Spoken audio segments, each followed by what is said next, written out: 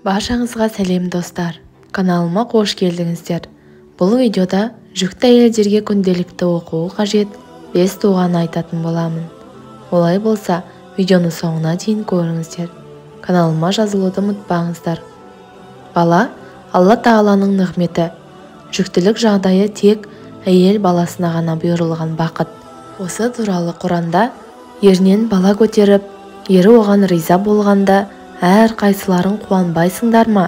Сонда оған, яғни әйелге жүктілігінің әр күні үшін күндіз ораза тұтқанның, түнде Аллаға құлшылық еткеннің сауабы жазылады делінген.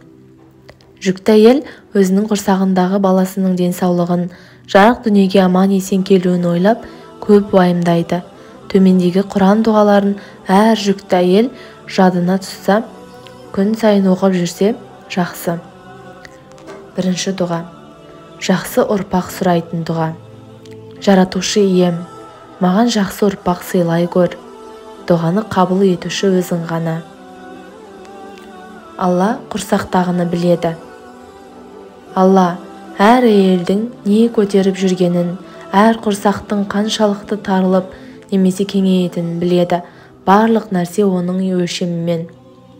Көз қуаныш болар бала сұрау. Жаратушы ием, жұбайларымыз бен ұрпағымызды көз қуанышымыз ете көр, және бізді тақуалардың қатарынан ет. Бой сұнатын ұрпақ сұрау. Жаратушы ием, бізді өзіңе бой ұсынатындар қатарынан ет.